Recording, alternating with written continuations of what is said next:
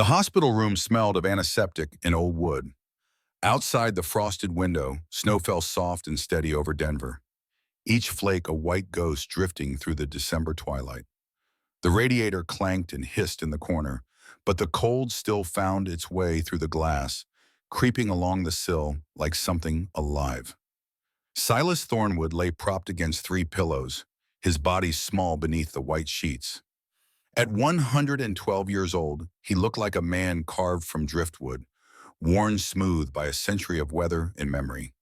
His hands rested on the blanket, knuckles thick as walnuts, fingers bent with age but still strong enough to grip. His eyes, pale blue and rheumy, watched the snow with an expression that might have been longing or might have been peace. Beside the bed sat his great-grandson, Samuel Jr., 16 years old and restless with youth.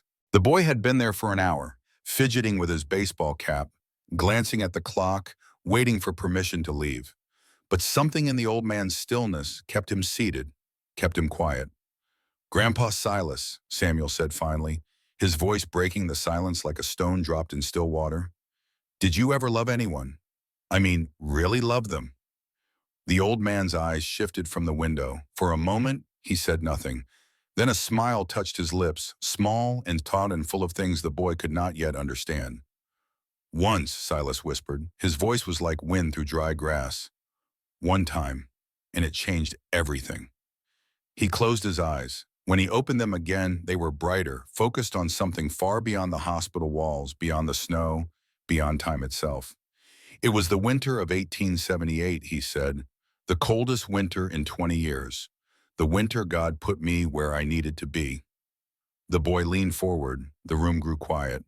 And in that quiet, the past came rushing back. The wind came down from the peaks like a living thing, howling and hungry and mean. It drove the snow horizontal across the ridge, erasing hoof prints in seconds, turning the world into a white void where sky and earth became one.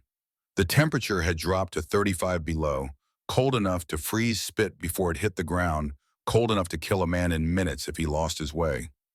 Silas Thornwood sat tall in the saddle, his broad shoulders hunched against the gale. He was 32 years old, 6 feet 3 inches of muscle and bone wrapped in buffalo leather and wool. His coat, the largest in 3 counties, still pulled tight across his chest. His face was hidden behind a thick scarf, but his eyes were visible, gray as winter stone, scanning the white landscape with the patience of a man who knew the mountains did not care whether he lived or died. Beneath him, Ranger snorted and tossed his head. The stallion was 12 years old, black as coal, with a white blaze down his nose and a temperament as steady as bedrock.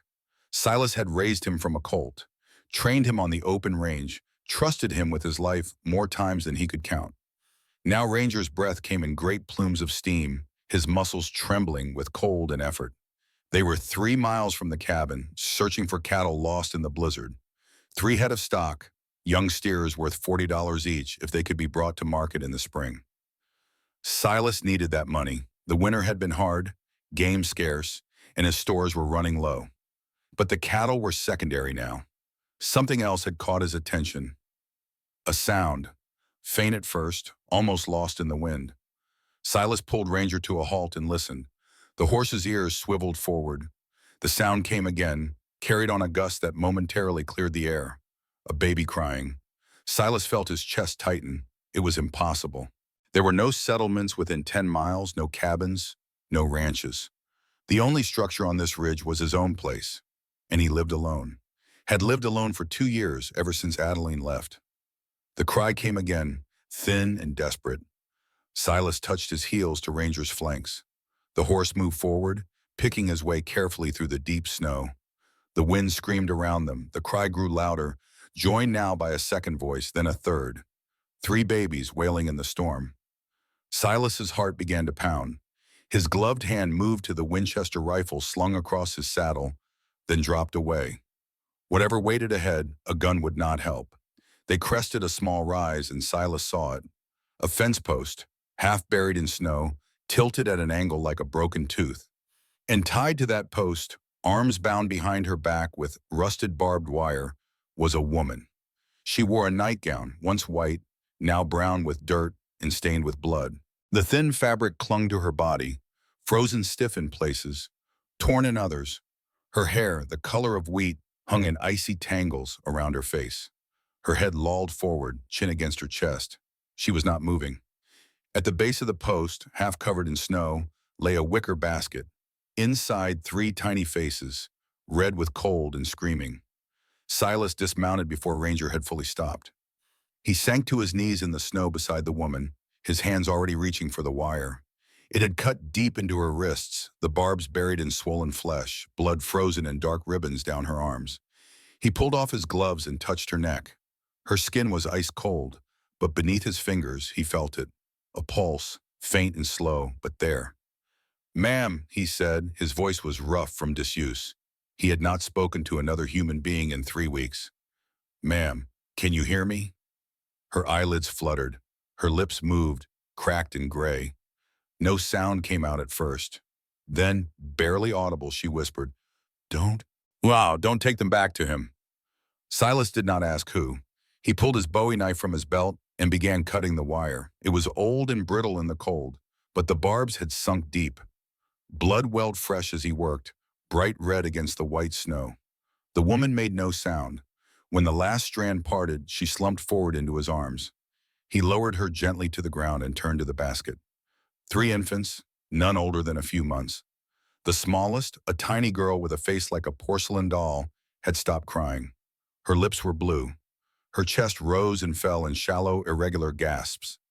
Silas scooped her up, pressed her against his chest inside his coat. Her body was cold as stone. He rubbed her back, her arms, trying to force warmth into her. Nothing. She was not breathing. For 5 minutes, Silas knelt in the snow, the baby pressed against his heart, his massive hands moving in slow circles across her tiny back. He had learned this from an army medic during the war, a technique for drowning victims. It had never worked then. He did not expect it to work now. But then the baby gasped. Her chest heaved. She let out a thin, reedy wail. Silas closed his eyes and allowed himself one long breath. Then he moved. He placed the smallest baby back in the basket with her sisters and wrapped all 3 in his saddle blanket. He lifted the basket and secured it to Ranger's saddlebags. Then he turned to the woman. She was light, dangerously light, and he lifted her without effort, draping her across the front of the saddle before climbing up behind her. He wrapped his coat around them both, tucking the edges tight against the wind. "Come on, boy," he said to Ranger. "Home." The horse turned and began the long walk back. Behind them, the fence post stood alone in the white waste, blood frozen on its splintered wood, a testament to something dark and cruel that Silas did not yet understand. But he would. Soon enough, he would understand everything. The wind fought them every step. It shrieked around the peaks, tore at Silas's coat, tried to rip the woman from his arms. Snow piled against Ranger's chest, and the horse grunted with effort, his hooves breaking through the crust with each step. The cold was absolute, a physical thing that pressed down like an iron weight. Silas held the woman tight against him. Her head rested on his shoulder, her breath so faint he had to lean close to feel it. Inside the saddlebags, the babies had stopped crying. That worried him more than the screaming had. Silence in cold like this meant the body was shutting down, conserving its last reserves of warmth for the heart and brain. Silence meant time was running out. They had covered maybe half a mile when Silas saw the wolves. 7 of them, gray shadows moving through the trees on the left flank. They loped parallel to the trail, heads low, tongues lolling. Their eyes caught the failing light and reflected it back, green and hungry. Silas shifted the woman to his left arm and drew the Winchester from its scabbard with his right. The rifle was a model 1873, chambered for 44-40 cartridges, a lever-action repeater that could fire 15 rounds as fast as a man could work the lever. Silas had 4 rounds left. He had used the rest hunting rabbit and deer over the past 2 weeks. The wolves drew closer. They had caught the scent of blood. Silas fired once into the air. The crack of the gunshot echoed across the ridge. The wolves scattered, disappearing into the trees. But they did not leave. Silas could still see them, darker shapes against the white, pacing just beyond rifle range. He fired again. This time, one of the wolves yelped and bolted. The others hesitated. 2 rounds left. Ranger plodded on, his breath coming hard now. The horse was tired. They all were. Silas scanned the ridge ahead, looking for landmarks. There, a lightning-struck pine, its top sheared off and blackened. Half a mile more. They could make it. The wolves closed in again. Silas did not fire. He held the rifle ready, finger on the trigger, eyes moving between the pack and the trail. If they charged, he would have time for 2 shots, maybe 3 if he was fast. After that, it would come down to the knife. But the wolves did not charge. They followed, patient and silent, waiting for weakness. Silas reached down and touched the woman's face. Still cold, still alive. He shifted his grip, held her tighter, and urged Ranger forward. The cabin appeared through the swirling snow like a mirage. Low and square, built from pine logs chinked with clay, it sat in a small clearing on the southern slope of the ridge. Smoke should have been rising from the stone chimney, but Silas had let the fire die that morning. No matter, he would have it roaring again in minutes. He guided Ranger to the front door and dismounted, careful not to jostle the woman. The wolves had stopped at the edge of the clearing, watching. Silas ignored them. He kicked the door open, carried the woman inside, and laid her on the single cot near the cold hearth. Then he went back for the babies. The basket was frozen to the saddlebag. He had to work it free with his knife. Inside, the 3 infants huddled together, their tiny bodies pressed close for warmth. The smallest one, the one who had stopped breathing, whimpered softly. Silas felt a wave of relief so strong it nearly buckled his knees. He carried the basket inside and set it near the hearth. Then he went back out, led Ranger to the small lean-to stable behind the cabin, rubbed the horse down quickly with a wool blanket, and gave him a double ration of oats. Ranger deserved it. When Silas finally stepped back inside the cabin and closed the door behind him, shutting out the wind and the wolves and the brutal cold, he stood for a moment in the darkness, breathing hard, his body shaking not from cold, but from the adrenaline finally draining away. 4 lives, he had carried 4 lives through the storm, and now in the silence of his cabin, with the wind howling outside and the darkness pressing close, he had to figure out how to keep them alive. Silas moved with the deliberate efficiency of a man who had lived alone for years. He knelt at the hearth and began building a fire, his hands working automatically. Kindling first, dried twigs and bark shavings he kept in a tin box by the mantel, then larger sticks arranged in a pyramid. He struck flint against steel, once, twice, 3 times. Sparks caught, smoke curled, flame bloomed, small and tentative at first, then growing, crackling, spreading warmth into the cold room. He fed the fire until it roared. Then he turned to the woman. She lay exactly as he had placed her, motionless on the cot. Her wrists were still bleeding, slow seeps from where the barbed wire had cut deepest. Silas went to the corner shelf and took down his medical kit, a wooden box containing needle and thread, clean linen strips, a bottle of whiskey, and a jar of salve made from bear fat and yarrow root. He knelt beside the cot and examined her wrists. The wire had cut through skin and fat down to the tendons in places. If infection set in, she would lose her hands, maybe her life. He poured whiskey over the wounds, soaking the linen strips, then began to clean away the dried blood and dirt. The woman did not stir. When the wounds were as clean as he could make them, Silas threaded a needle with catgut and began to sew. 12 stitches in the left wrist, 14 in the right. He worked slowly, each stitch placed with care. His hands, so large they could palm a man's skull, moved with surprising delicacy. This was not the first time he had sewn flesh. During the war, he had helped the surgeons patch up soldiers when the casualties overwhelmed the medical tents. He had learned that size did not matter. Only steadiness did. When he finished, he wrapped both wrists in clean linen and tied them off. Then he covered the woman with his only blanket, a thick wool quilt his mother had made 30 years ago, before the cholera took her. The babies came next. They had stopped crying again, a bad sign. Silas lifted them one by one from the basket and examined them. 2 girls with dark hair, one with hair so blonde it was almost white. All 3 were painfully thin, their ribs visible beneath translucent skin. The smallest one, the blonde, looked no more than 4 months old. The others might have been a year and a half and 3 years. Silas had no milk, no formula, nothing suitable for infants. But he did have a goat, a temperamental old nanny who lived in a pen behind the cabin and gave just enough milk to keep Silas in butter and cheese. He would have to make do. He went outside, fought his way through the wind to the pen, and milked the goat by lantern light. The animal protested, stamping and bleeding, but Silas was faster. He returned to the cabin with a tin cup half full of warm, frothy milk. From a wooden box under his cot, he retrieved a small, carved spoon. He had made it 6 years ago, whittled it from applewood and sanded it smooth, intending to give it to his niece Anna when she was old enough to eat solid food. But Anna had died of diphtheria at 8 months old, and Silas had kept the spoon, unable to throw it away, unable to look at it without remembering. Now he held it again, and the memories came flooding back. Anna's laugh, high and bright, her tiny fingers wrapped around his thumb. The morning his sister came to tell him Anna was gone, her face gray with grief. Silas shook his head, pushed the memories down. Not now. Now there were 3 babies who needed him. He knelt beside the basket, dipped the spoon in the warm milk, and brought it to the smallest baby's lips. She turned her head away. He tried again, touching the spoon gently to her mouth. This time her lips parted. Her tongue darted out.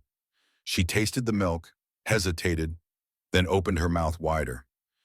He fed her slowly, spoonful by spoonful, until she turned her head away, satisfied. Then he moved to the next baby and the next. By the time all 3 had been fed, an hour had passed. The fire burned low. Silas added more wood and sat back on his heels, watching the babies sleep. They looked peaceful now, their breathing deep and even. The smallest one had color in her cheeks again. Silas felt something in his chest loosen, a knot he had not realized was there. Behind him, the woman stirred. Silas turned. Her eyes were open, staring at the ceiling. Her lips moved, but no sound came out. He stood and moved to her, kneeling so his face was leveled with hers. "You're safe," he said quietly. His voice was gentler than he had intended, almost a whisper. "You're in my cabin. No one's going to hurt you." Her eyes found his. They were blue, pale as winter sky, and filled with something that might have been fear, or might have been disbelief. "My babies," she whispered. Her voice was like sandpaper on wood, raw and broken. "Where are my babies?" "Here," Silas said. He gestured to the basket by the fire. "All 3. They're alive. They're safe." She tried to sit up. Pain flashed across her face, and she fell back with a gasp. Silas placed a hand on her shoulder, firm but not rough. "Don't move," he said. "You're hurt. Rest." But she was not listening. She was staring at the basket, her eyes wide, tears spilling down her temples and into her hair. "They'll come for me," she whispered. "They'll say I stole them, that I can't let them take my babies." Silas did not know who they were. He did not know what had brought this woman to that fence post, bound and bleeding in the snow. But he knew this much. Whoever had done it was a monster, and monsters, in his experience, rarely gave up their prey. "No one's taking anyone," Silas said. His voice was low and hard as iron. "On my land, no one takes anyone's child." The woman looked at him. For a long moment she said nothing. Then, so faintly he almost missed it, she said, "Thank you." She closed her eyes. Her breathing slowed. She was asleep. Silas stood and walked to the window. Outside, the storm raged on, burying the world in white. The wolves were gone, but their tracks remained, dark lines in the snow. Somewhere out there, the fence post still stood. Somewhere out there, someone believed this woman and her children were better off dead. Silas did not know the full story yet, but he would learn it, and when he did, he would do what needed to be done. For now, though, he had 4 lives under his roof, 4 lives that depended on him. He would not fail them. He returned to the fire, added more wood, and sat down in the old rocking chair his father had made. From the corner of the room, he retrieved a block of cedar and his carving knife. The wood was smooth and pale, the knife sharp. He had no plan, no design. He just began to cut. The knife moved in slow, deliberate strokes. Curls of cedar fell to the floor. Outside, the wind howled. Inside, the fire crackled and the baby slept. And in the silence between the sounds, Silas Thornwood began to carve 3 names into wood, giving permanence to 3 small lives that someone had tried to erase. Dawn came slowly to the ridge. the sun hidden behind layers of cloud that turned the world a uniform gray. The storm had passed during the night, leaving behind drifts as high as a man's chest in a silence so complete it felt unnatural. Inside the cabin, the fire had burned down to coals. Silas woke in the rocking chair, his neck stiff, the carving knife still in his hand. He stood and stretched, joints popping.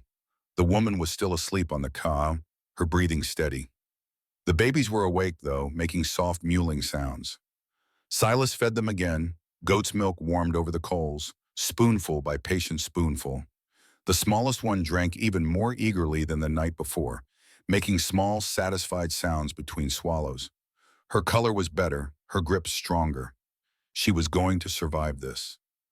When they were fed and changed, using strips of soft cloth Silas had meant for cleaning his rifle, he placed them back in the basket lined with sheepskin. Then he turned his attention to the woman. She woke as he approached, her eyes snapping open with a start. She looked around wildly, then saw him and went still. "Easy," Silas said. "It's morning, storm's past." She tried to sit up. This time she managed it, though her face went white with pain. Silas helped her, his hands gentle on her shoulders. When she was upright, he handed her a tin cup of water. She drank it in 3 long swallows. "Thank you," she said. Her voice was stronger now, though still hoarse. "I don't know your name." "Silas Thornwood." "I'm Eliza." She paused. "Eliza Harland." The name meant nothing to Silas. He nodded and waited. People told you things when you gave them silence. He had learned that long ago. Eliza looked at the babies, then back at him. "Their names are Grace, Rose, and Clara. Grace is the youngest, 4 months. Rose is 19 months. Clara just turned 3. "Good names," Silas said. Eliza's eyes filled with tears. "No one has ever said that before." Silas did not know what to say to that, so he said nothing. He went to the shelf and came back with a bowl of oatmeal he had cooked earlier. It was plain, unsweetened, but hot and filling. He handed it to her with another spoon. She ate slowly, her hands shaking. When she finished, she set the bowl aside and looked at him. "You want to know what happened?" she said. It was not a question. Silas pulled the other chair over and sat down. "Only if you want to tell it." Eliza took a breath. "I married Marcus Harlan 7 years ago. I was 17. He was 31, a widower, a banker. Everyone said I was lucky." She laughed, a bitter sound. "Lucky." She told him the rest in short, halting sentences. How Marcus had wanted a son. How each daughter was a disappointment. How his mother, Constance, had called Eliza cursed. How the beating started small but grew worse with each failed pregnancy. She told him about December 10th, 5 days ago. Marcus, drunk and furious. The Baptist preacher summoned to the house. The ritual of correction, 3 hours on her knees while Constance read scripture about barren women and God's judgment. And finally the fence post, the barbed wire, the 3 babies placed in the snow. He said if God wanted me to live, I would live through the night, Eliza whispered. If not, it was his will. Silas felt something cold and hard settle in his chest. He had seen cruelty before for some. He had fought in the war, seen men do terrible things to each other. But this was different. This was calculated. This was a man who believed he was righteous. "Where is he now?" Silas asked. "Black Mesa, 20 miles south. He'll have told everyone I went mad, that I tried to drown the girls in the creek and ran off into the mountains." She looked at Silas, her eyes desperate. "He'll come looking. He has to. If people find out what he did, he'll lose everything." "Let him come," Silas said. Eliza stared at him. "You don't understand. Marcus Harlan owns the bank. He owns half the town. He'll bring men. They'll kill you and take me back." "Maybe," Silas said, "but not without a fight." He stood and walked to the wall where his work hung, the 3 wooden plaques he had carved during the night. Each was smooth and oval, the size of a man's hand, with a name burned into the wood using a hot poker from the fire. Above each name, he had carved a small flower, a rosebud for Grace, a full bloom for Rose, a lily for Clara. He took them down and brought them to Eliza. She looked at them, then up at him, then back at the plaques. Her hands trembled as she reached out to touch them. "You made these?" Her voice broke. "Last night?" Silas nodded. But you don't even know us. She was crying now, tears streaming down her face. Why would you do this? Because their names matter, Silas said simply. Because they matter. Eliza pressed the plaques to her chest and wept. Silas left her there and went outside to tend to Ranger and split more firewood. When he came back an hour later, the plaques were hanging above the makeshift crib, and Eliza was asleep again, one hand resting on the basket where her daughter slept. Silas sat by the fire and stared into the flames. He did not know what was coming. But he knew this. He had made a choice the moment he cut that woman free from the fence post. There was no going back now. He had saved her. And in doing so, he had set something in motion that could not be stopped. Outside, the sun broke through the clouds for a moment, casting long shadows across the snow. And far to the south, in the town of Black Mesa, a man named Marcus Harlan was preparing to take back what he believed belonged to him. The storm had passed, but the reckoning was just beginning. 4 days passed in the cabin on the ridge. 4 days of careful routine, of feeding and healing, of wood smoke and whispered conversations. The world beyond the clearing remained buried in snow, silent and white and waiting. Eliza grew stronger. The color returned to her cheeks, and the cuts on her wrists began to close. Though they would leave scars like iron bracelets, permanent reminders of what had been done to her. She moved about the cabin now, slowly at first, then with increasing confidence.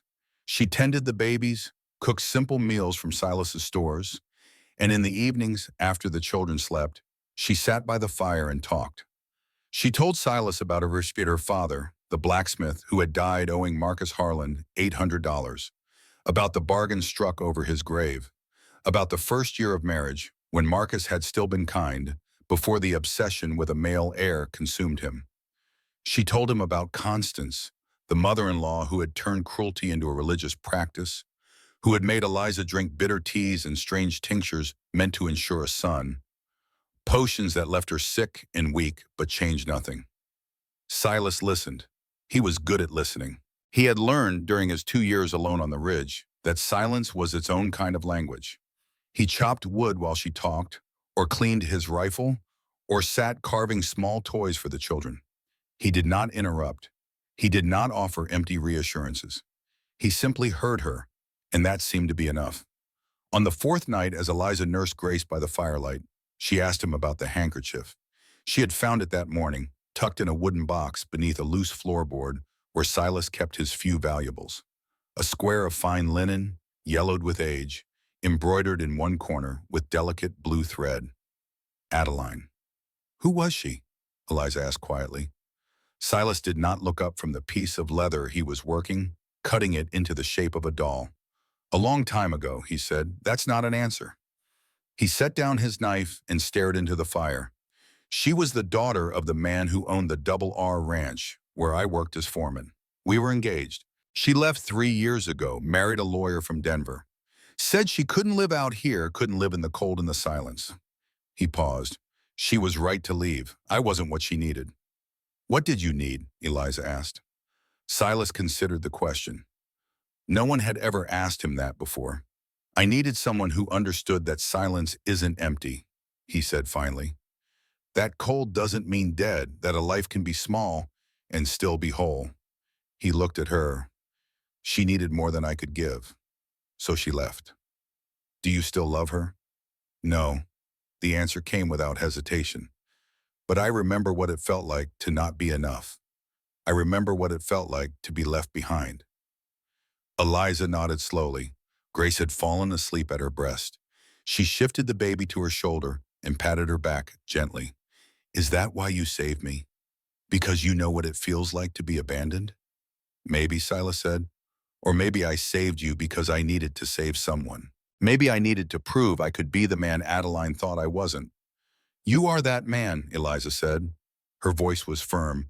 You saved 4 lives. You asked for nothing in return. You are exactly that man. Silas picked up his knife again and returned to his work, but something in his chest felt lighter, as if a weight he had carried for 3 years had finally shifted. Outside, the temperature dropped as night deepened. The stars burned cold and distant, and 20 miles to the south in the town of Black Mesa, 3 men saddled their horses and rode north toward the ridge. Martha Reeves arrived at dawn on the fifth day. She came alone, riding a gray mule through snow that reached the animal's chest. She was 58 years old, lean and weathered as old rope, with steel gray hair pulled back in a severe bun and eyes that missed nothing. She ran the post office in Black Mesa and had for 30 years. She knew every secret in the territory, heard every rumor, saw every piece of mail that passed through town. And she had known Silas Thornwood since he was a boy. Silas heard the mule before he saw it, the labored breathing and the crunch of hooves breaking through ice. He stepped out into the small porch, rifle in hand, and watched Martha emerge from the tree line. She raised one hand in greeting, and he lowered the rifle. "Martha," he said as she dismounted, "long way to come in weather like this." "Had to," she said, her breath steaming. "You got company in there?" Silas hesitated, then nodded. "Woman and 3 children. Found them 4 days ago, left to die in the storm." Martha's face hardened. "Eliza Harland." It was not a question. Silas felt his jaw tighten. "You know her?" "Know of her or know her husband better." Martha tied the mule to the porch rail and stamped snow from her boots. "That's why I'm here, Silas. There's trouble coming, and you need to know about it." Inside, Eliza sat by the fire with Rose on her lap. She looked up as Martha entered, fear flashing across her face. But Martha just nodded to her, calm and businesslike, and turned to Silas. "Marcus Harlan posted a reward 2 days ago," she said without preamble. $500 for the return of his wife, dead or alive." The words hung in the air like smoke. Eliza's face went white. Silas felt something cold crawl up his spine. "He's telling everyone she went mad," Martha continued. "Says she tried to drown the children in Crow Creek, then ran off into the mountains. Says she's dangerous, needs to be brought back for treatment. He's got papers from Judge Mortimer declaring her mentally incompetent, giving him full custody of the girls." "That's a lie," Eliza whispered. "Course it is," Martha said. "But it's a lie with legal weight. And Marcus hired 3 men to find you. They left town this morning." She looked at Silas. "They're coming here." "Who?" Silas asked. Martha ticked them off on her fingers. "Virgil Kane. You heard of him?" Silas had. Everyone had. Virgil Kane was a gunfighter, a man who had killed 12 people in 8 years and never once been charged with murder. He was fast, cold, and expensive. If Marcus Harlan had hired him, he was serious. "Dutch Carver," Martha continued, "half Kiowa, best tracker in 3 territories. If there's a trail to follow, he'll find it. And Rafe Cooley, Kane's apprentice, young, stupid, likes to use a knife."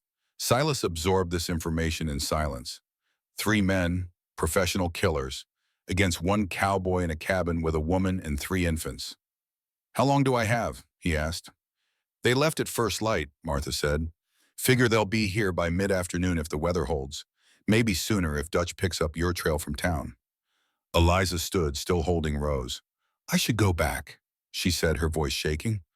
"I'll tell them it was a mistake, that I was confused. I'll go back, and this will end." "No," Silas said. The word came out harder than he intended. He softened his tone. "You go back, you die. Maybe not today, but soon. And your daughters will grow up with a man who left you to freeze because you couldn't give him a son." "But you'll die if I stay," Eliza said. Tears streamed down her face. "I can't let that happen. You saved us. I won't let you die for us." "I won't die," Silas said, "and neither will you." He turned to Martha. "You know Sheriff Wade?" "Dalton Wade. Known him 20 years. He's a good man. Fair. Think you could ride back to town and bring him here? Tell him what's really happening?" Martha considered this. "I could try, but it'll take time, 5-6 hours at least, and that's if I can find him quick. These 3 will be here long before." "I know," Silas said, "but when it's over, I want the law here. I want witnesses." Martha studied his face for a long moment. Then she nodded. "All right, I'll go. But Silas, you listen to me. Virgil Kane is not a man you fight fair. He'll kill you and not lose a minute's sleep. You understand?" "I understand." Martha looked like she wanted to say more, but she just shook her head and turned to leave. At the door, she paused. "Your father would be proud of you, boy. You know that?" "Maybe," Silas said. "Or maybe he'd call me a fool." Those aren't mutually exclusive, Martha said. And then she was gone, the mule's hoofbeats fading into the white silence. Silas stood at the door for a moment, watching her go. Then he closed it, dropped the heavy wooden bar into place, and turned to face Eliza. We need to prepare, he said. Silas moved through the cabin with purpose, his mind racing through possibilities, contingencies, worst-case scenarios. He had fought in the war, seen combat at Antietam and Gettysburg, learned what men could do to each other when violence was unleashed. He knew that preparation was everything, that the difference between living and dying often came down to seconds, to inches, to having thought through what might happen before it happened. First, he reinforced the door. The cabin's entrance was its weakest point, oak planks held together with iron straps, strong but not impenetrable. He took two thick beams of pine from his winter woodpile and braced them across the door at angles, wedging the ends into notches he carved into the floor in the opposite wall. It would not stop a determined assault, but it would slow one down. Next, the windows. There were three, all small, all shuttered. He closed and barred each one, then stacked firewood against them from the inside, creating makeshift barriers that would stop a bullet, or at least slow it down. The cabin grew darker with each window closed, until the only light came from the fire and one narrow gap in the eastern shutter where Silas left himself a line of sight. He checked his weapons. The Winchester Model 1873 held 15 rounds, and he had 20 cartridges in his ammunition box, 35 rounds total. His Colt revolver had 6 shots, and he had another 12 bullets for it, 47 rounds. If it came to sustained gunfire, he would run out fast.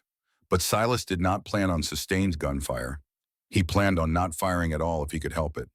The knife came next. The Bowie, 12 inches of steel with a clip point and a brass guard, sharp enough to shave with. He strapped it to his belt and made sure it drew smooth from the sheath. Then he turned his attention to the false floor. At the back of the cabin, beneath a stack of fur pelts, was a trapdoor. Silas had built it 2 years ago, not for hiding but for storage. A root cellar dug 4 feet deep and lined with stone to keep food from freezing. It was 6 feet by 8 feet, barely large enough for a grown man to stand upright, but it would hold a woman and 3 children if it had to. He cleared the pelts away and opened the trap door. The space below was dark and cold, smelling of earth and old potatoes. He climbed down and began preparing it, carrying down blankets, a jug of water, a canvas bag filled with dried meat and hardtack. He set a candle on a shelf carved into the wall, along with matches wrapped in oilcloth to keep them dry. When he climbed back up, Eliza was standing at the edge of the opening, looking down. "If they come," Silas said, "you take the children and go down there. You stay quiet no matter what you hear. You understand?" "I understand," Eliza said, but her voice shook. "Silas, what are you going to do?" "Talk," he said. "That's all. Just talk." "And if talking doesn't work?" Silas looked at her. In the dim firelight, her face was pale but determined. She had been through hell, had been left to die, had every reason to collapse into fear and despair. But she was still standing, still fighting. "If talking doesn't work," Silas said quietly, "then I'll do what needs to be done. But it won't come to that. Trust me." Eliza nodded. She did not look convinced, but she did not argue. Instead, she helped him finish preparing the cellar, then gathered the children and their few belongings, ready to move quickly if the moment came. By noon, the cabin was as ready as Silas could make it. He sat by the fire, cleaning the Winchester one more time, running an oiled cloth along the barrel, checking the action. His hands moved automatically, muscle memory from 1,000 cleanings before. But his mind was elsewhere, running through scenarios, planning responses. He did not want to kill anyone. He had killed during the war, young men in gray uniforms, boys really, who had died screaming in the mud while Silas stood over them with a smoking rifle. He still saw their faces sometimes in dreams or in quiet moments when his mind wandered. He did not want to add more faces to that collection, but he would if he had to. He would do whatever it took to protect the woman and children under his roof. Outside, the sun reached its zenith and began its slow descent. Shadows lengthened across the snow, and from the south, carried on the cold wind, came the faint sound of hoofbeats. They were coming. Silas saw them from the eastern window gap, three dark shapes moving through the trees half a mile out.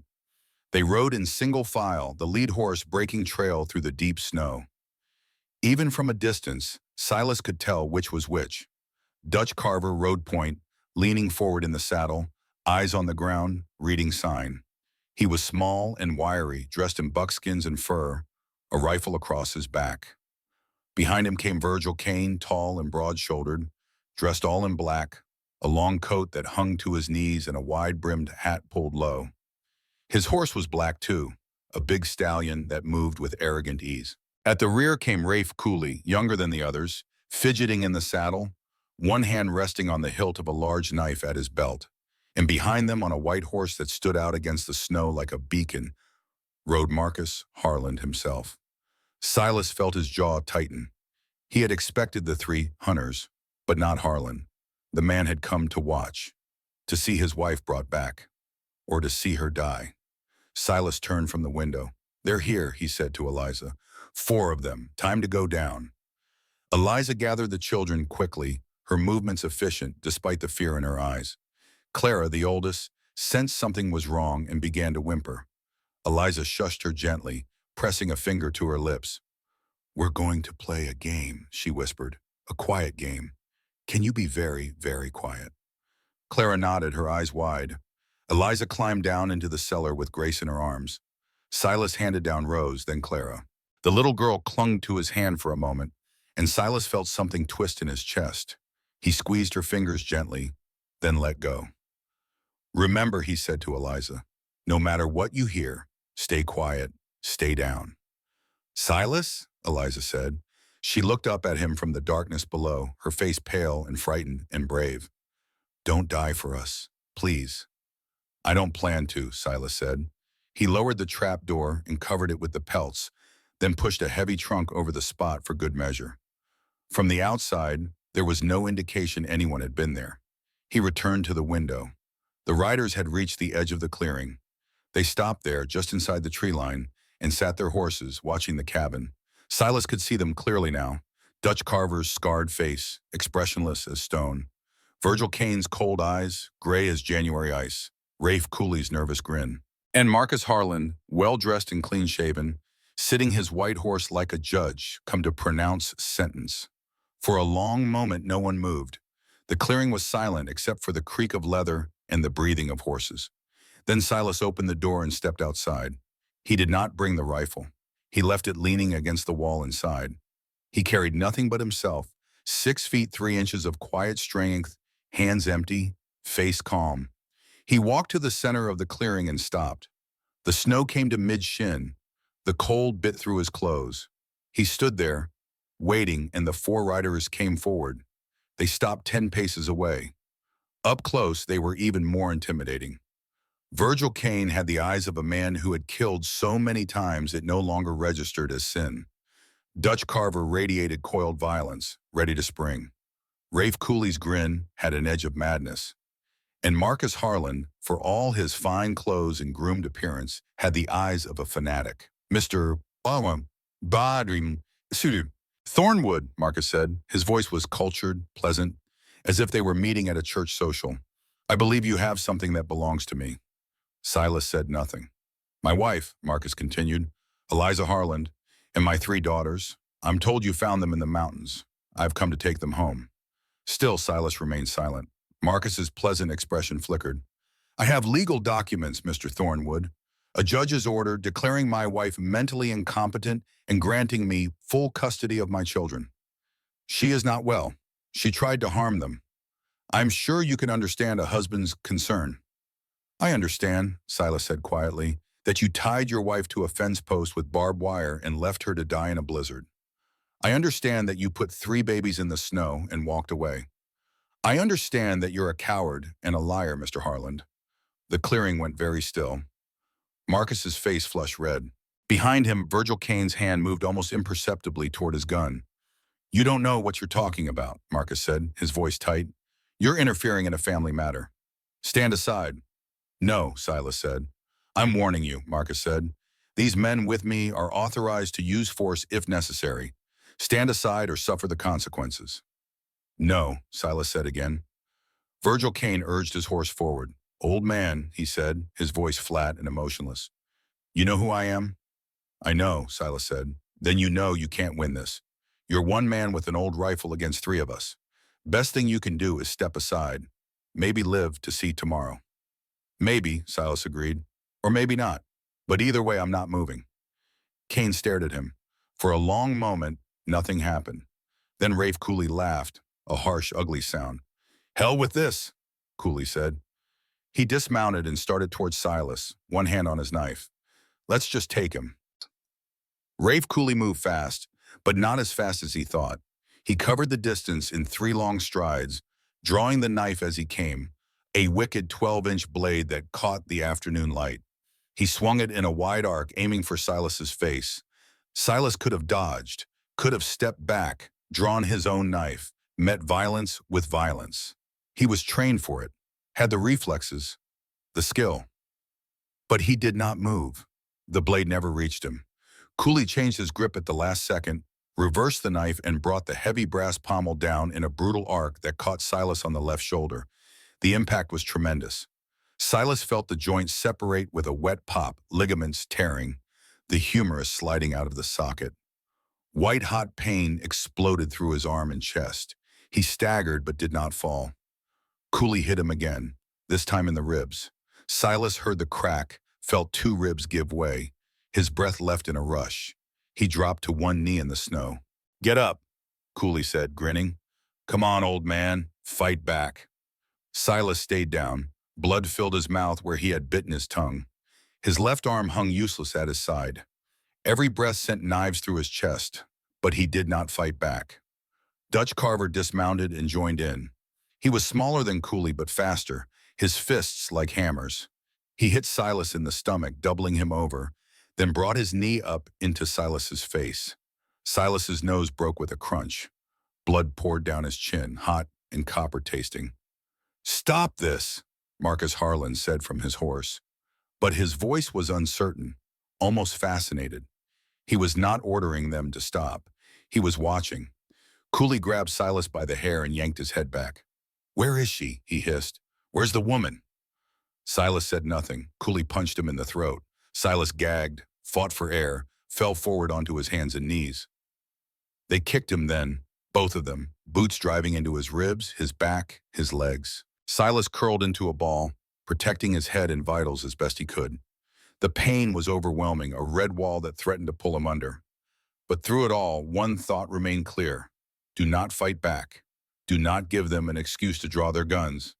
Do not give them a reason to search the cabin. Finally, Virgil Kane spoke. Marcus Harlan sat frozen on his white horse, watching. His hands gripped the reins so tight his knuckles turned white. He had imagined this moment differently. In his mind, Eliza would see him coming, would run to him begging forgiveness. The children would cry for their father. Order would be restored. But this man in the snow, bleeding and broken, who refused to fight back even when death was certain. This was not the defiant criminal Marcus had expected. This was something else, something that made Marcus's stomach turn. "Enough," Marcus said. His voice came out weak, barely audible. No one heard him. Or if they did, they ignored him. He had hired these men. He had set this in motion, and now he could not stop it. "That's enough." Cooley and Carver stepped back, breathing hard. Silas lay in the snow, blood spreading around him in a dark stain. His vision swam, his body screamed, but he was conscious. Barely. Kane dismounted slowly, his boots crunching in the snow. He walked to where Silas lay and looked down at him. Then he drew his Colt Python, a massive revolver with a 6-inch barrel, and pointed it at Silas's head. "Wait," Marcus said, louder now. He dismounted, his legs unsteady. "Virgil, wait, don't kill him." Kane did not lower the gun. "You hired me to bring your wife back. He's in the way." "He's unarmed," Marcus said. The words felt strange in his mouth. When had he started caring about that? "He hasn't drawn a weapon. He's hiding them," Kane interrupted. "And I'm going to make him tell me where." "I'll ask once," Kane said quietly. "Where is Eliza Harlan?" Silas looked up at him. Blood dripped from his nose and mouth. His left arm lay at an unnatural angle, but his eyes were clear. "Not here," he managed to say. The words came out as a rasp, barely audible. "You're lying." "Am I?" Silas coughed and blood sprayed across the snow. "You see her? See any sign of her or three babies?" He forced himself to sit up, the pain almost blinding. "I found them in the storm. Helped them. Sent them on their way. They're long gone." It was a lie, and they all knew it, but it was a lie told with such conviction, through such obvious pain, that for a moment even Kane hesitated. Marcus Harlan urged his horse forward. "He's hiding them in the cabin. Search it." "No," Silas said.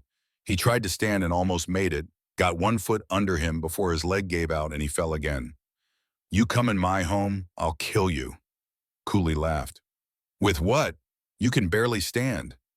"Maybe," Silas said, "but I'll die trying, and one of you will die with me, maybe all of you. You willing to risk that, Mr. Harlan? You willing to die to get your wife back?"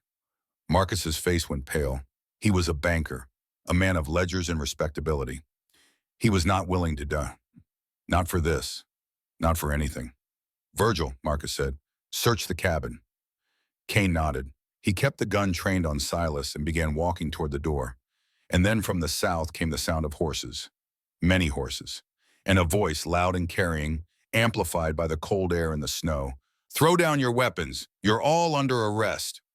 Sheriff Dalton Wade came over the ridge at a gallop, 4 deputies behind him. They were heavily armed, rifles out, badges gleaming on their coats. Wade himself was 45 years old, gray-haired and granite-faced, a veteran of the war like Silas, a man who had seen too much violence to tolerate it in his jurisdiction. Martha Reeves rode behind them on her mule, her face set in grim satisfaction. The 5 riders swept into the clearing like an avalanche. Wade pulled his horse to a sliding stop between Silas and Virgil Kane, his rifle pointed at Kane's chest. "I said drop it," Wade repeated. Kane's eyes flickered to Marcus, then back to Wade. Slowly he lowered the Colt and let it fall into the snow. "Dalton," Marcus said, forcing his voice to remain calm. "This is a misunderstanding. I'm retrieving my wife. She's ill, and this man is harboring her against her will." "That's so?" Wade dismounted, his rifle still trained on the group. "Then why is Mr. Thornwood beaten half to death in the snow? Why are 3 armed men assaulting an unarmed citizen on his own property?" "He resisted," Marcus said. "Did he now?" Wade walked to where Silas lay and knelt beside him. "Silas, you all right?" "Been better," Silas managed. His vision was starting to gray at the edges. "Where's the woman?" Wade asked quietly. "Safe," Silas said. Wade nodded and stood. He turned to his deputies. "Arrest these 3, he said, gesturing to Kane, Carver, and Cooley. "Assault, battery, attempted murder." "Now wait just a minute," Marcus said, his voice rising. "I have legal documents, a judge's order. That woman is my wife, and those children are mine by law." "We'll sort that out in town," Wade said. "But right now, you and your hired guns are guilty of assault. That I can see with my own eyes." "This is outrageous," Marcus said. But his voice had lost its certainty. He was a man used to control, used to getting his way through money and influence. The law, when enforced by someone who could not be bought, was foreign territory. The deputies moved in, shackling Kane, Carver, and Cooley. Kane went quietly, his face expressionless. Carver spat in the snow but did not resist. Cooley cursed and struggled until a deputy put a rifle barrel against his spine. Wade turned to Marcus. "You're not under arrest, Mr. Harlan. Yet. But you're coming back to town with us. We're going to have a long talk about attempted murder and child endangerment." "I didn't attempt to murder anyone," Marcus said. His face was red now, angry and frightened at once. "No." Wade gestured to the clearing, to the blood in the snow, to Silas's broken body. "Then what do you call this?" Marcus had no answer. Martha climbed off her mule and hurried to Silas's side. She knelt in the snow, her weathered hands gentle on his face. "Fool boy," she muttered. "Told you Kane was dangerous." "You were right," Silas said. He tried to smile and winced. "Can you stand?" "Not sure." "Well, we need to get you inside. Get that shoulder back in place before it swells too bad." She looked up at Wade. "Dalton, I need 2 of your men to help me." 2 deputies came over and carefully lifted Silas to his feet. He swayed, his vision tunneling, but he stayed conscious. They half carried him toward the cabin. At the door, Silas stopped. "Wait," he said. He looked back at this clearing, at the four men being led away. His eyes found Marcus Harlan sitting on his white horse, his fine clothes spattered with Silas's blood. Their gazes locked. "She's not going back," Silas said. His voice was weak, but it carried across the snow. "You hear me, Harlan? Never. You'll have to kill me first. And even then, she won't go back." Marcus said nothing, but something in his face crumbled, and for a moment he looked like what he was, a small, cruel man who had lost everything. Then the deputies led the prisoners away, and the clearing fell silent. Inside the cabin, Martha and the two deputies laid Silas on the cot. He was barely conscious now, his body starting to shut down from shock and pain. Martha sent one deputy for snow to pack around the swelling, the other to start the fire. Then she went to the back of the cabin and moved the trunk aside. She lifted the trap door. "Eliza," she called down. "It's Martha Reeves. You can come up now." "They're gone." For a moment, nothing happened. Then Eliza's face appeared in the opening, pale and frightened. "Silas?" "Alive," Martha said. "Hurt bad, but alive. Come on up. We need your help." Eliza climbed out, still holding Grace. The other two girls followed, Clara clinging to her mother's skirt. Eliza's eyes went to Silas on the cot, to the blood, the unnatural angle of his arm, and she gasped. "Oh, God," she whispered. "No time for that," Martha said briskly. "His shoulder's out. We need to put it back. You strong enough to help?" Eliza nodded. She handed Grace to one of the deputies and knelt beside the cot. Martha positioned herself at Silas's head, Eliza at his side. "This is going to hurt him something awful," Martha said. "But it's got to be done now, before the swelling gets worse. You ready?" "Yes," Eliza said. Martha gave Silas a piece of leather to bite down on. He clamped his teeth around it, his eyes meeting Eliza's. She placed her hands on his shoulder, feeling the wrongness of it, the bone where it should not be. "On three," Martha said. "1, 2. She pulled on three, not waiting, her hands sure and strong. Eliza pushed, following Martha's directions. Silas's body went rigid, every muscle locked in agony. The leather muffled his scream. There was a grinding sensation, a horrible popping sound, and then the joint slid back into place. Silas went limp, unconscious. Eliza sat back, her hands shaking. Martha felt the shoulder, nodded in satisfaction. "Good," she said. "Now we bind it so he doesn't move it." She looked at Eliza. "You done this before?" "No," Eliza said, "but I can learn." For the next hour, Martha taught Eliza how to bind a shoulder, how to wrap broken ribs, how to clean and dress wounds. Eliza's hands were steady as she worked, her fear transformed into focus. When they finished, Silas lay wrapped in linen, his breathing shallow but steady. "He'll live," Martha said. "Tough as an old boot, that one. But he'll be laid up for weeks." Eliza looked at Silas's battered face, then at Martha. "Why did he do that?" she asked quietly. "Why didn't he fight back? He could have killed them." "Because he's smarter than he looks," Martha said. "He fought. They'd have an excuse to kill him, to search this cabin, to find you." She stood and brushed off her skirts. "He took that beating to protect you and your girls. Don't you forget that." Outside, Sheriff Wade appeared in the doorway. "Mrs. Harlan, I need to speak with you." Eliza stood, wiping her hands on her dress. "Of course, boyo." Wade stepped inside and removed his hat. He was a big man, almost as tall as Silas, with kind eyes and a serious face. "Ma'am, I need you to tell me what happened. All of it, from the beginning." So Eliza told him. She told him everything she had told Silas, but with Wade asking questions, drawing out details. Where the fence post was, what time they left her, who was there, what was said, and finally the hardest part, why. "He wanted a son," Eliza said, her voice barely above a whisper. "3 daughters wasn't enough. His mother said I was cursed, that I'd ruined the Harlan name. Marcus said if God wanted me to live, I'd survive the night. If not, it was his judgment." Wade's face was stone. "And the children? He left them too? In the snow, in a basket. He said if they were meant to live, someone would find them. If not..." She trailed off. "Mrs. Harlan," Wade said carefully, "your husband has papers from Judge Mortimer declaring you mentally incompetent, giving him custody.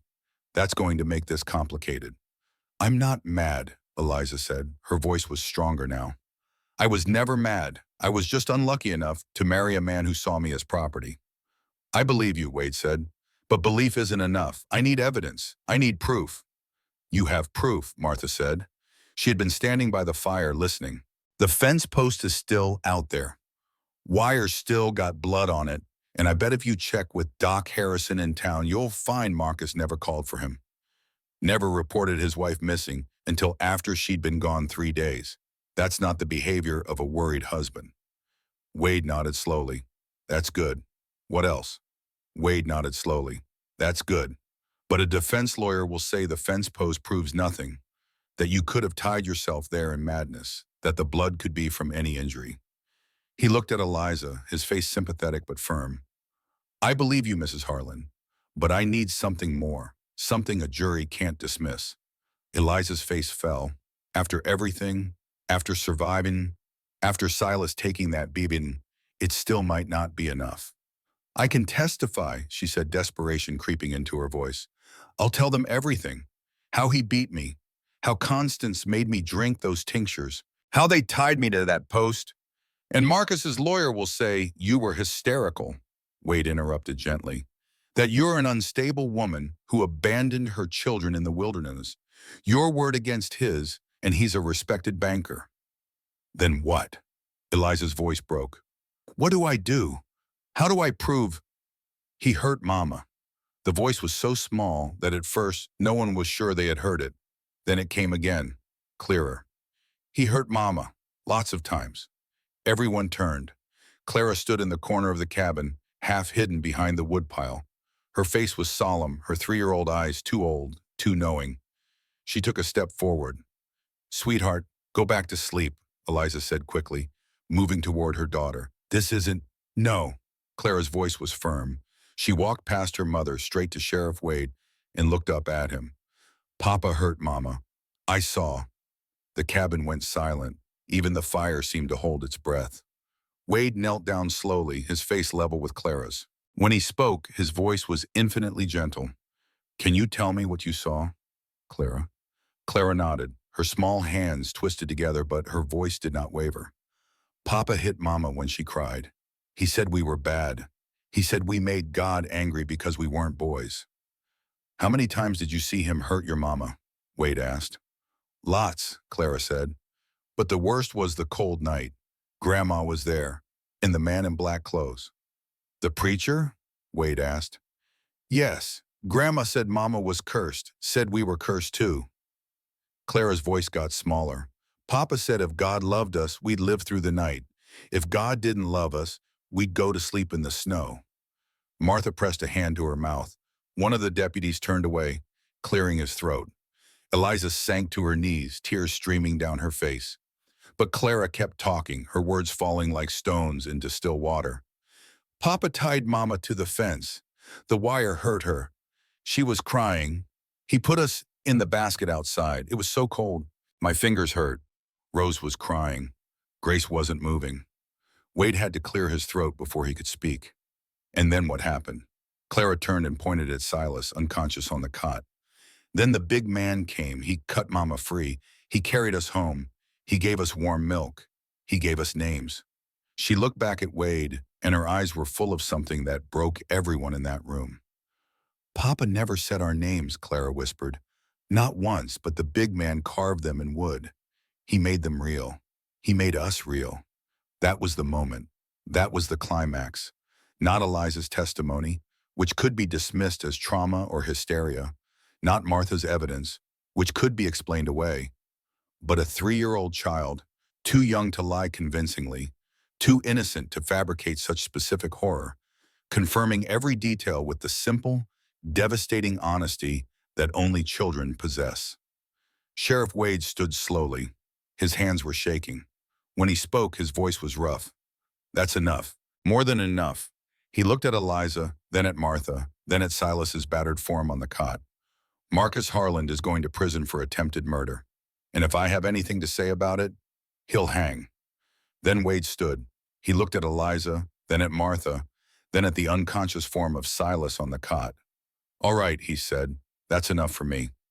Marcus Harlan is going to jail for attempted murder, and those custody papers from Judge Mortimer are going to disappear into a very deep file somewhere."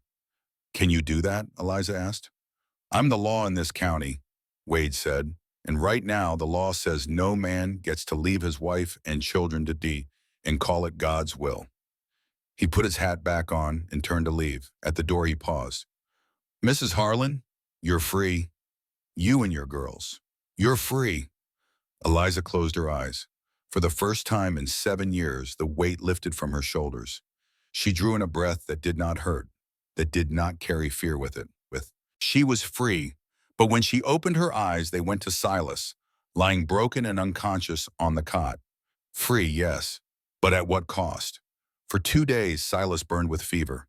His body fought the trauma, the broken ribs grinding with every shallow breath, the shoulder joint swollen and hot despite the ice Martha packed around it.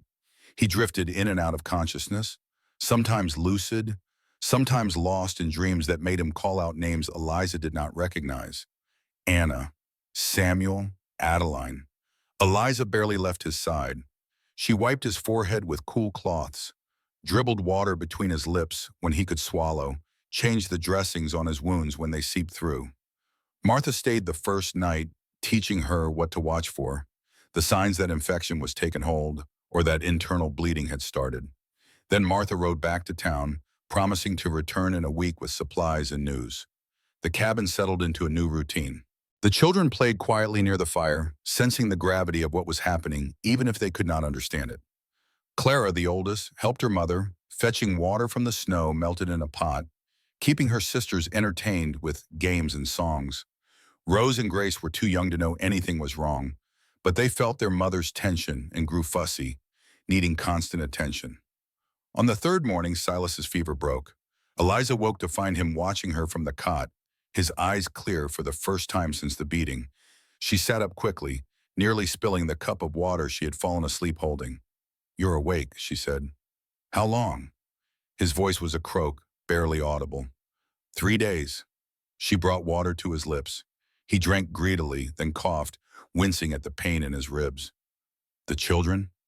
"Safe, all of them." She set the cup aside. "Marcus is in jail. Sheriff Wade arrested him and those 3 men. You saved us, Silas. You saved all of us." Silas closed his eyes. It didn't feel like saving anyone. Felt like getting my ass kicked. Despite everything, Eliza laughed. It was a small sound, surprise out of her, but it filled the cabin with something that had been missing. Lightness. Hope. "Don't make me laugh," Silas muttered, but there was the ghost of a smile on his swollen lips. "Hurts too much." Over the next week, Silas healed slowly. His shoulder remained bound, immobilized against his chest. The ribs would take longer, 6 weeks at least before he could work properly again.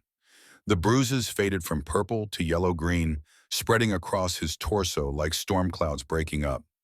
But he was alive, and he was strong, and inch by inch, he fought his way back. And Eliza changed. It started small. The first morning Silas was too weak to get to the chamber pot. Eliza helped him without hesitation, without embarrassment, with the same matter-of-fact efficiency she used caring for her daughters. When he tried to thank her, she waved him off. "You took a beating for me," she said. "I can help you piss." Then came the wood. The supply inside was running low, and the temperature had dropped again. Eliza bundled up in Silas's spare coat, took his hatchet, and went outside. The first few swings were clumsy, the hatchet bouncing off the frozen wood. But she kept at it, her hands blistering, her arms aching, until she had split enough logs to last 2 days. She came back inside, her face flushed with cold and effort, her hand bleeding through the gloves. Silas looked at her from the kitchen, something like pride in his eyes. "You didn't have to do that," he said. "Yes, I did," Eliza replied. She held up her hands, examining the blisters. "I've spent 7 years waiting for someone else to take care of me. I'm done waiting." She learned to hunt. Silas talked her through, checking the rabbit snares he had set before the fight, showed her where to look for the small signs that game had passed through. She caught her first rabbit on the 5th day, a fat cottontail that squealed when she pulled it from the snare. She cried as she killed it, the neck snap quick and merciful, but she did not hesitate. That night, they ate rabbit stew, and it tasted like victory. She learned to care for Ranger, the big black stallion who had carried them through the storm. The horse was wary of her at first, but she was patient, bringing him treats, speaking to him in soft tones, brushing his coat until it gleamed. After a week, he nickered when she approached, and she felt absurdly pleased. But the most important thing she learned was this: she was strong. Stronger than she had ever believed. Stronger than Marcus had told her she was. Stronger than 7 years of abuse and control had tried to break.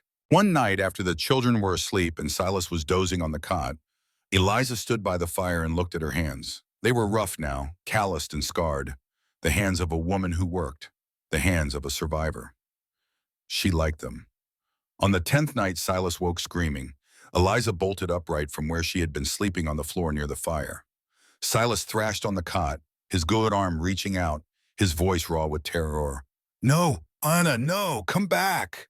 Eliza rushed to his side, placed her hands on his chest, tried to calm him. "Silas, wake up, you're dreaming." "Wake up." His eyes snapped open, wild and unseeing. For a moment, he did not recognize her. Then reality flooded back, and he collapsed against the thin pillow, breathing hard. "Sorry," he gasped. "I'm sorry." "Don't be." Eliza sat on the edge of the cot. "Who's Anna?" Silas closed his eyes.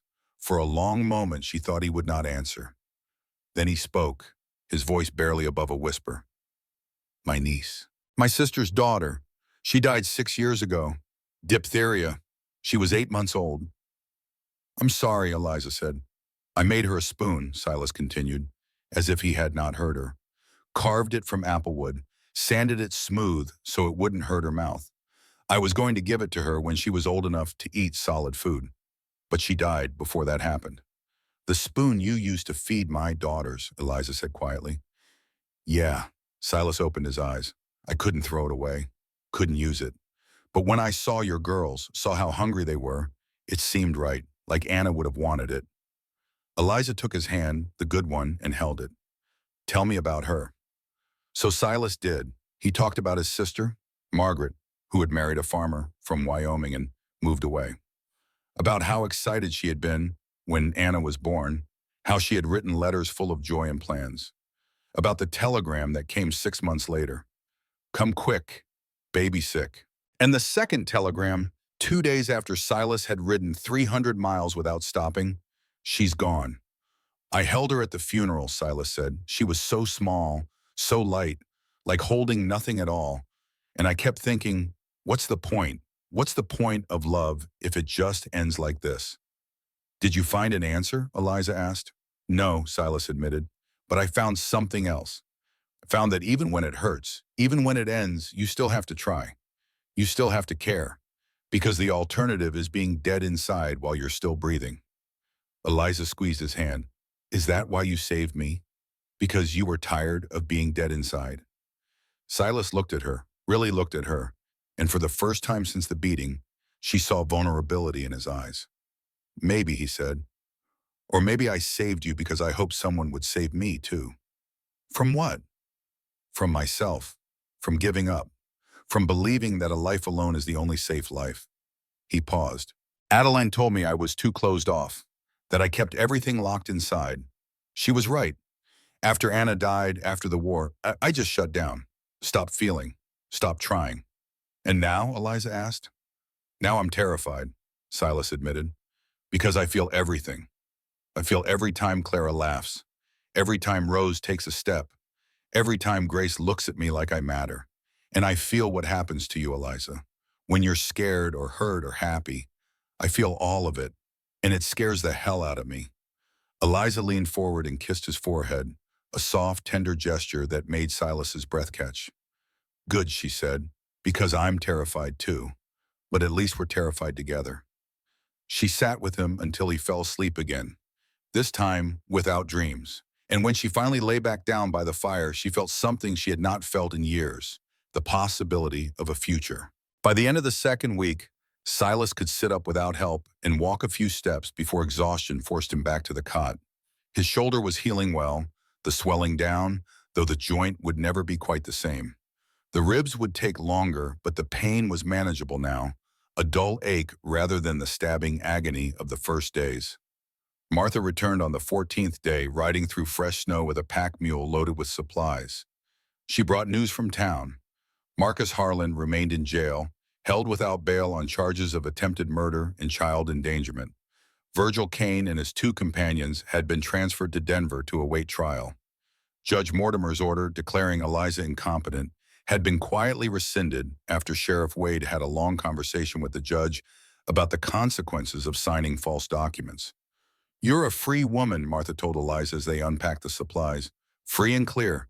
Marcus can't touch you or the girls anymore." Eliza should have felt relief. She should have felt joy, but instead she felt something close to panic. "What do I do now?" she asked. "I have no money, no home, no family. How am I supposed to raise 3 children alone?" "You won't be alone," Martha said. She glanced at Silas, who was dozing on the cot. "Unless you want to be." That night, after the children were asleep and the cabin was quiet, Silas asked the question that had been building between them for days. "What are you going to do?" he said, "now that you're free?" Eliza sat by the fire, mending a tear in Clara's dress. She set the needle down and looked at him. "I don't know," she admitted. "I could go back to Black Mesa, I suppose. Fine work, but everyone there knows me as Marcus's wife, as the woman who went mad. I'm not sure I could ever be anything else to them." "You could go somewhere new," Silas suggested. "Denver, maybe, or California. Start over where no one knows you." "I could," Eliza agreed. So she picked up the needle again, then set it down. "Or I could stay here." The words hung in the air. Silas went very still. "Why would you stay?" he asked quietly. Eliza turned to face him fully. "Because in Black Mesa, I was Mrs. Marcus Harland, a decoration, a failed vessel for producing sons. In Denver or California, I'd be a widow with 3 children and no prospects." She paused. "But here in this cabin with you, I'm just Eliza. And for the first time in 7 years, I'm not afraid." Silas sat up slowly, wincing at the pull in his ribs. "Eliza, you don't owe me anything. I didn't save you expecting something in return." "I know that," Eliza said. "That's why I want to stay. Not because I owe you, but because I choose you. Eliza, not the broken woman you found in the snow, not the grateful victim, just me choosing you because when I'm with you, I see who I could be." "And who's that?" Silas asked. "Strong," Eliza said simply. "Real, whole." Silas reached out with his good hand. Eliza took it and moved to sit beside him on the cot. They were close enough now that she could feel the warmth of him, smell the wood smoke and leather that clung to his skin. "I'm not a good bet," Silas said. "I'm 32 years old and I have 40 head of cattle and a cabin that leaks when it rains. I can't give you silk dresses or fine china. I can't even promise you easy winters." "I don't want silk dresses," Eliza said. "I've had silk dresses. They don't keep you warm when you are dying inside." She lifted his hand and placed it against her cheek. "I want this. I want someone who sees me, who carved my daughter's names in wood, who took a beating rather than let them find us. I want you, Silas." "I want you too," Silas whispered. "God help me, I want you too." She leaned in and kissed him. It was gentle, careful of his injuries, but it held all the promise of what they could become. When she pulled back, both of them were breathing hard. "So I'm staying," Eliza said. "If you'll have me." "I'll have you," Silas said, "as long as you want to stay." "Forever then," Eliza said. And in that moment, she meant it. 3 weeks after the beating, Silas was strong enough to ride. Not far and not fast, but enough. He told Eliza he was going to check the cattle to make sure they had survived the winter storms. She believed him, helped him saddle Ranger, and watched him ride off down the mountain with instructions to come back before dark. He did not go to check the cattle. He rode to Black Mesa.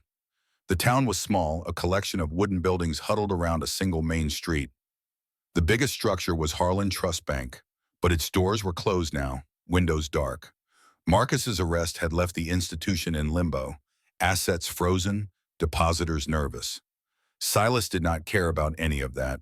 He rode past the bank to the general store at the end of the street. Inside, the store smelled of coffee and sawdust. The proprietor, a man named Wilson, looked up from behind the counter and did a double take. Silas Thornwood, Wilson said, heard you got yourself in some trouble. Heard right, Silas said. He moved slowly, his ribs still tender. I need to buy some things. What kind of things? Silas told him. Wilson's eyebrows rose, but he nodded and began gathering items.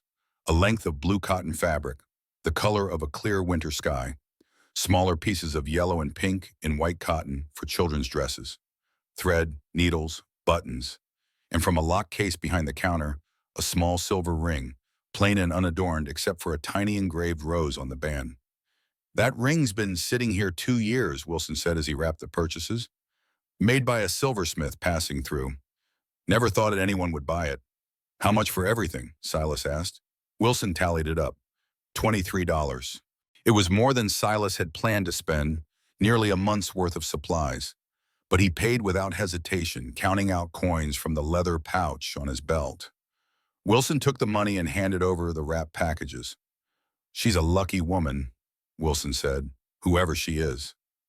I'm the lucky one, Silas replied. He rode back to the cabin as the sun was setting, the packages secured in his saddlebags. Eliza met him at the door, worry etched on her face. You were gone so long, she said. I was afraid something happened. Nothing happened, Silas said. He dismounted carefully, took the packages from the saddlebags, and carried them inside. The children were already asleep in their corner, curled together like puppies. Eliza had turned the cabin into a home in the week since the fight, hanging curtains made from old sheets, arranging Silas's few possessions into something resembling order. Silas set the packages on the table and turned to face her. His heart was pounding harder than it had during the beating, harder than it had during any battle in the war. This was different. This was choosing something rather than surviving something. This was hope. I went to town, he said. I bought you something. Eliza looked at the packages, then at him. Silas, you didn't need to do that. Yes, I did. He picked up the largest package and handed it to her. Open it. She unwrapped it slowly, revealing the blue fabric. Her eyes widened. It's beautiful. For you, Silas said. For a dress, and the other pieces are for the girls. I thought maybe if you're staying, you should have something that's yours, not something borrowed or old, something new. Eliza pressed the fabric to her face, and when she lowered it, her eyes were shining with tears. Thank you, she whispered. There's one more thing, Silas said. He reached into his pocket and pulled out the small silver ring. His hand was shaking as he held it out to her. I know it's fast. I know we've only known each other a few weeks. But I also know that I've never felt about anyone the way I feel about you. Not Adeline, not anyone. He took a breath and continued. I'm not a rich man, Eliza. I can't give you the life Marcus Harlan could have given you if he'd been different. But I can give you a home where you're safe, where you're loved, where your daughters can grow up free and happy. And I can promise you this. I will never, ever raise my hand to you. I will never make you feel less than you are. And I will love you and your children like they're my own blood until the day I die. He dropped to one knee, wincing at the pull in his ribs, and held up the ring. Will you marry me, Eliza Harland? Eliza stared at him. For a long moment, she said nothing. Then she sank to her knees in front of him, cupped his face in her hands, and kissed him with a fierceness that took his breath away. Yes, she said against his mouth. Yes, 1,000 times, yes. She pulled back and looked at him, smiling through tears. You're not getting rid of me now, cowboy. Not ever. Silas slipped the ring onto her finger. It fit perfectly, as if it had been made for her. They knelt there together on the cabin floor, holding each other, while outside the wind blew and the snow fell, and the world turned cold and distant and completely irrelevant. They set a date for the wedding, April 15th, when the snow would be melted and the trail down to Black Mesa would be passable. Martha would stand as witness. Sheriff Wade would officiate. It would be simple, just a few words spoken in the cabin with the mountain as their cathedral. For 2 months, life on the ridge settled into a rhythm. Silas healed, Eliza learned, the children grew. News from town came weekly through Martha. Marcus remained in jail awaiting trial. Virgil Kane and his men had been sentenced in Denver. Judge Mortimer had quietly retired. The Harlan Trust Bank was being sold to pay Marcus's debts. Everything pointed toward closure, toward peace. But Marcus Harlan had other plans. He escaped from jail on March 10th. The details were murky. Some said he bribed a guard. Others claimed he had help from someone in town, someone who still believed his version of events. Either way, he was gone, and by the time Sheriff Wade realized it and sent word to the cabin, Marcus had a 12-hour head start. The warning came via a deputy who rode through the night. Silas met him at the door, rifle in hand, and listened as the young man explained. Sheriff says to be careful, the deputy finished. Harlan's got nothing to lose now. He's facing 20 years at least, maybe hanging if the judge rules it attempted murder. Sheriff's organizing a posse to track him, but they won't be here till tomorrow at earliest. Understood, Silas said. Thank you for the warning. After the deputy left, Silas turned to find Eliza standing behind him, her face pale. He's coming, not here, she said. It was not a question. Probably, Silas agreed. He checked the Winchester, made sure it was loaded. His shoulder was mostly healed now, strong enough to hold a rifle steady. But he won't catch us unprepared this time. What if he doesn't come alone? Eliza asked. Then we deal with it, Silas said, together. Marcus came alone. He arrived 2 hours before dawn, on foot, having abandoned his horse somewhere down the mountain. He was dressed in prison clothes, torn and filthy, his face gaunt with hunger and exhaustion. But his eyes burned with something beyond reason. He carried no weapon Silas could see, but that made him more dangerous, not less. A man with nothing to lose was the most dangerous kind of man. Silas heard him before he saw him, the crunch of boots in the snow, the ragged breathing. He went to the door and opened it, stepping out onto the porch with the rifle. Marcus stood at the edge of the clearing, a dark shape against the snow. For a moment, neither man moved. She's mine, Marcus said. His voice was hoarse, cracked. My wife, my children, mine by law and by God. No, Silas said, she's no one's. She belongs to herself. You've poisoned her against me, Marcus said. He took a step forward. You've turned her into something unnatural, a woman who defies her husband, a woman who chooses sin over righteousness. I haven't turned her into anything, Silas said. I just gave her the chance to be who she already was. Marcus laughed, a harsh, broken sound. You think you're better than me? You think you can give her more? You're nothing, a cowboy living in a shack. I gave her a house, servants, a name that meant something. You gave her bruises, Silas said. You gave her fear. You tied her to a fence post and left her to die because she couldn't give you what you wanted. That's not a husband. That's a monster. I loved her, Marcus screamed. The words echoed across the clearing. I gave her everything, and she failed me. She failed our family. She failed gang. No, Silas said. You failed her, and you failed those 3 little girls sleeping in that cabin. And you failed yourself, because somewhere inside you, you know I'm right. Marcus sagged as if the words had physically struck him. When he looked up, there were tears on his face, freezing in the cold. I lost everything, he whispered. The bank, my reputation, my mother, everything. He took another step forward. All I have left is them. Give them back. Please. Let me have my family back. For a moment, Silas almost felt sorry for him, almost. Then he remembered the barbed wire cutting into Eliza's wrists, the babies in the snow, the years of abuse hidden behind a veneer of respectability. You can't have them, Silas said, because they're not things to be had. Eliza chose to leave you. She chose to stay with me. And those girls deserve better than a father who sees them as disappointments. They're my blood, Marcus said. Blood doesn't make you a father, Silas replied. Love does, care does, being there when they're scared or hurt or happy. That's what makes you a father, and you were none of those things. Marcus stared at him. Then slowly something in his face broke. The rage drained away, leaving only exhaustion and defeat. He looked old suddenly, older than his years, a man who had built his life on a foundation of sand and watched it all wash away. I don't know how to be anything else. Marcus said quietly. My father told me a man without a son is no man at all. I believed him. I built my whole life around that belief. And when I couldn't have a son, I couldn't bear it. I couldn't bear the failure. Then learn, Silas said. Learn to be different. But not with them. You had your chance and you threw it away. Now you have to live with that. Marcus stood in the snow, swaying slightly. For a moment, Silas thought he might collapse. Then Marcus straightened, looked once more at the cabin, and nodded. Take care of them, he said. His voice was almost inaudible. Give them the life I couldn't. Be the man I wasn't. I will, Silas promised. Marcus turned and walked back into the trees. Silas watched until he disappeared, then lowered the rifle and returned to the cabin. Inside, Eliza stood by the fire holding Grace, the other two girls pressed against her legs. She looked at Silas, a question in her eyes. He's gone, Silas said. He's not coming back. Is he going to be all right? Eliza asked.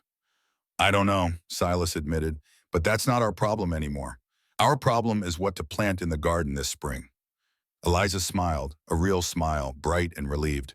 Tomatoes, she said, and beans, and maybe some corn if the season's long enough. Sounds good to me, Silas said.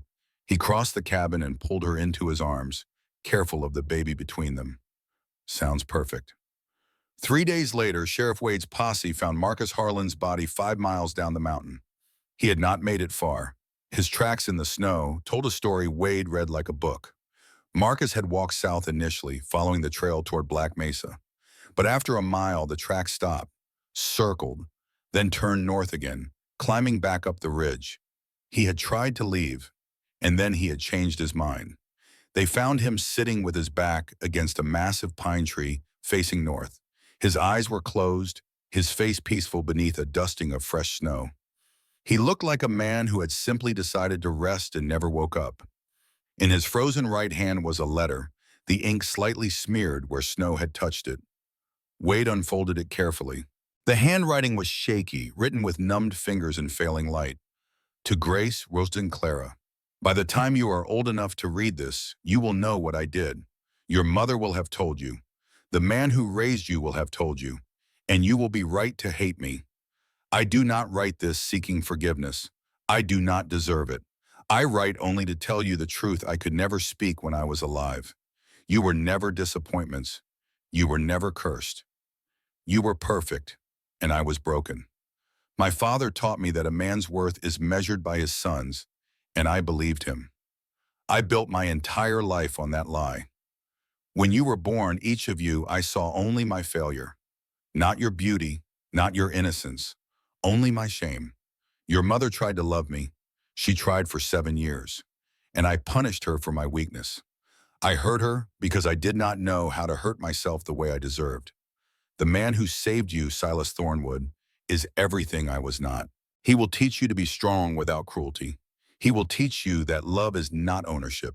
He will give you the father I could never be. When you think of me, if you think of me at all, know this. My last act was to walk away, to give you the chance to forget me, to let you grow without the poison of my presence. Be good to your mother. She deserves happiness more than any soul I have known. Be good to each other. You are sisters. You are each other's first friends and will be each other's last. And forget Marcus Harlan. Let that name die here in the snow. Let it mean nothing. But never forget Grace, Rose, and Clara. Those names were carved in wood by a man who loved you before he knew you. Those names are real. You are real. You are worthy. I am sorry I could not be the father you needed. I am sorry I could not be the man I should have been. Goodbye, Marcus. Wade folded the letter and placed it back in Marcus's coat pocket. He would give it to Eliza. Let her decide if the girls should ever read it. Some confessions were meant for the living. Some were meant only for the snow. He walked back up the mountain, one of the deputies said, studying the tracks. Why'd he do that? Wade looked north toward where Silas's cabin sat hidden in the trees. Because he wanted to see it one more time, he said quietly. The life he threw away. The family he lost. Sometimes a man needs to see what he destroyed before he can let himself die. They buried Marcus Harlan 3 days later in the Black Mesa Cemetery. Only the preacher attended. The town had turned against him when the truth came out, and even in death, no one wanted to stand beside a man who had tied his wife to a fence post and left her to freeze.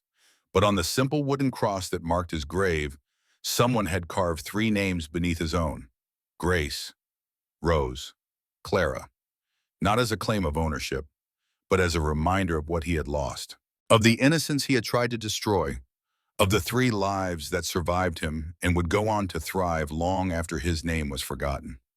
Eliza cried when she heard, not for Marcus, but for what might have been if he had been different, if his father had been different, if the world had been kinder to them all.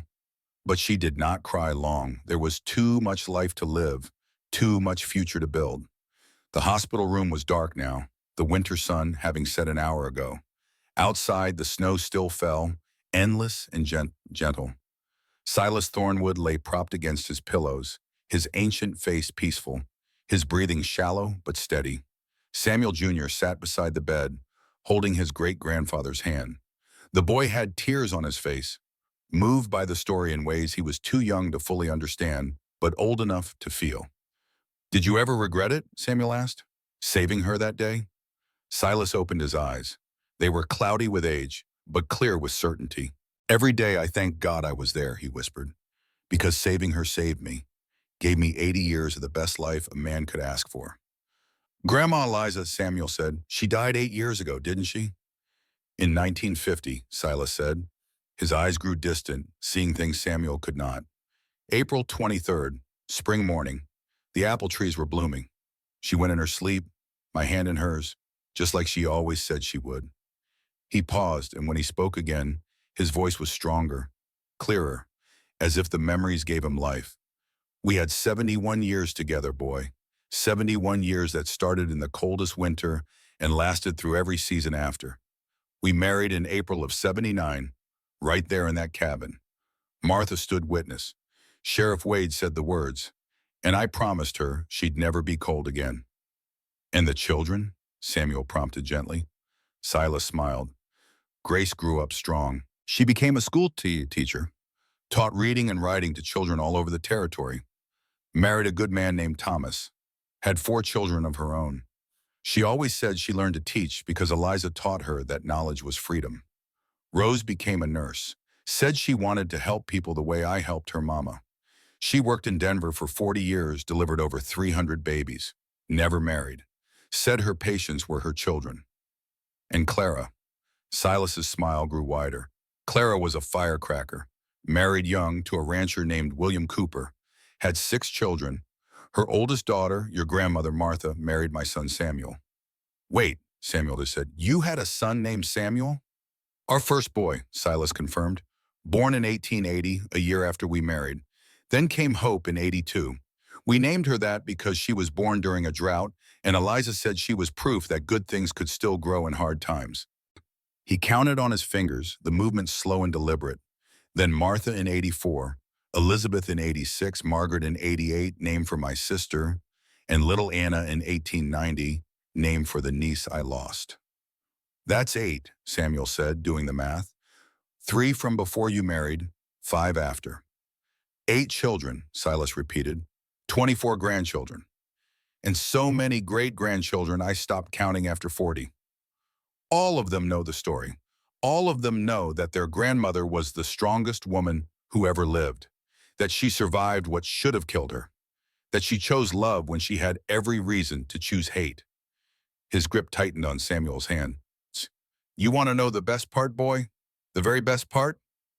"What?" "Every single one of those children, those grandchildren, those great-grandchildren, they all grew up knowing they were wanted, knowing they were loved, knowing that their names mattered."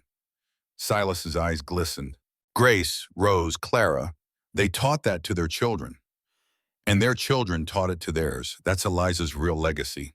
Not just surviving, but teaching every generation after her that every person, every name, every life, it all matters." He closed his eyes, smiling. "All because I found her in the snow. Or maybe she found me. I've never been quite sure which." "What happened to the cabin?" Samuel asked. "Still there," Silas said, "up on Black Mesa Ridge. Your father owns it now, keeps it for hunting trips." He paused. "Maybe someday you'll go there, see where it all started." "I'd like that," Samuel said. Silas's grip tightened on the boy's hand. Listen to me, boy. This is important. Don't ever let anyone tell you you're not enough. Don't ever use violence when kindness will do. And if you find someone worth loving, someone who sees you for who you really are, don't let them go. You hold on with everything you've got. You understand? Yes, sir, Samuel said. I understand. Good. Silas closed his eyes. That's good.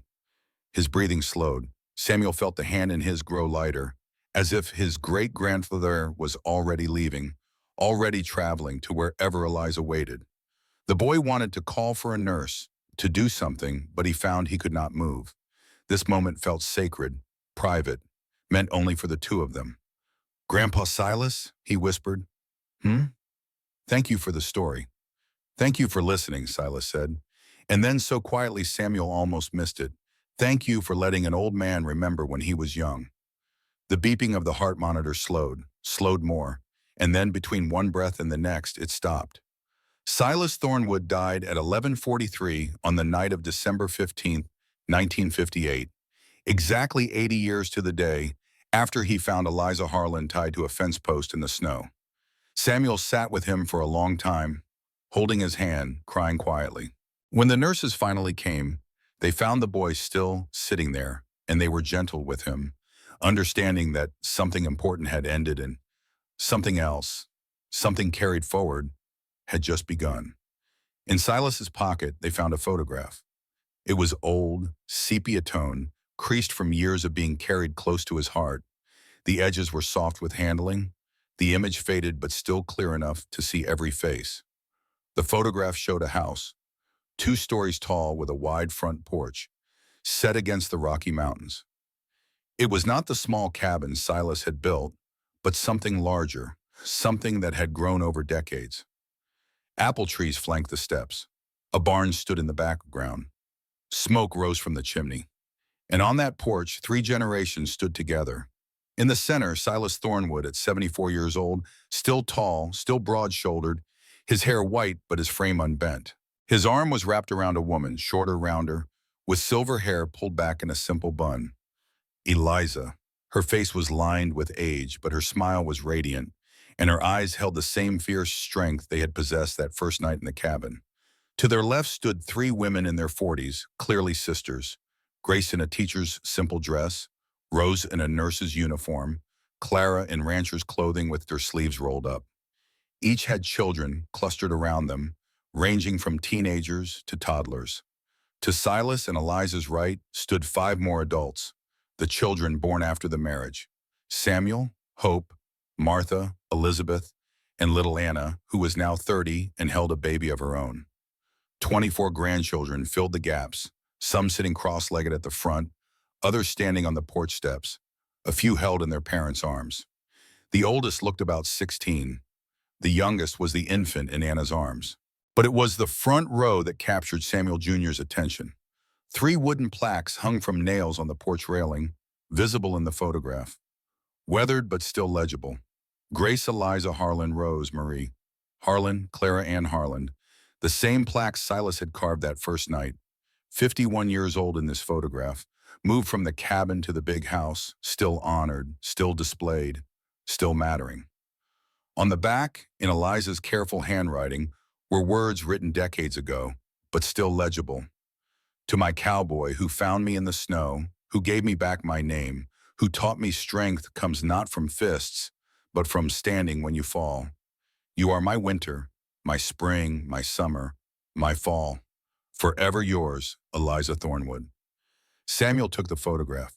He would keep it, he decided, would frame it and hang it in his room, would tell the story to his own children someday, and they would tell it to theirs until the tale of Silas and Eliza became legend, became the kind of story people told around fires on cold winter nights.